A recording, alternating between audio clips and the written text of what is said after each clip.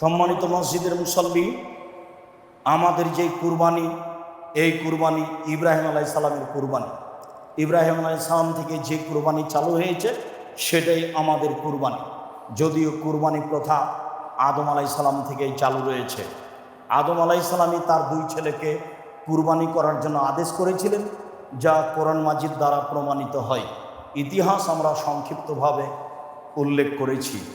এরপরে বলতে চাচ্ছি, সম্মানিত মসজিদের মুসল্লি, দাঁত দেখে, লেজ ভালো দেখে, কান দেখে, চক্ষু দেখে কুরবানি কিনতে হবে। এটা আল্লাহ রাসূলের আদেশ।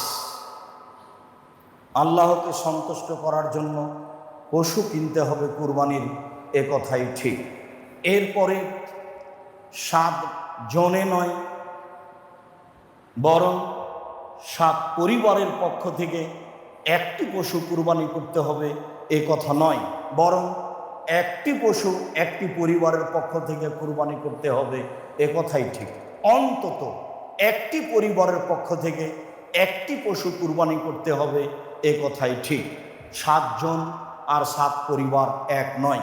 বিষয়টি বিবেচনা করার জন্য বারবার অনুরোধ জানাচ্ছি।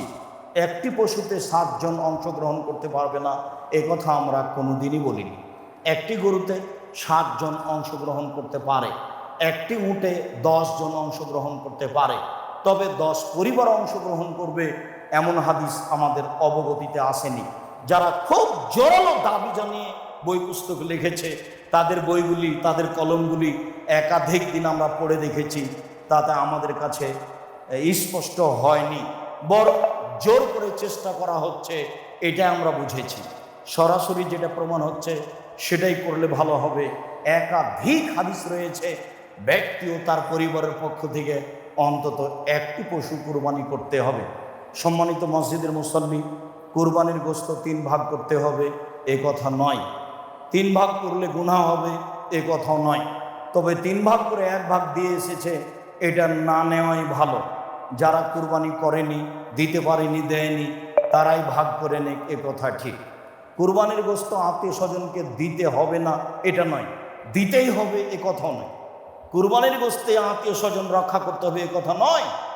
এই যে আম হচ্ছে এখন, চাঁপাইনবাবগঞ্জের মানুষ, রাজশাহীর মানুষ আত্মীয় স্বজনের বাড়ি আম পাঠিয়ে আত্মীয়তা রক্ষা করবে।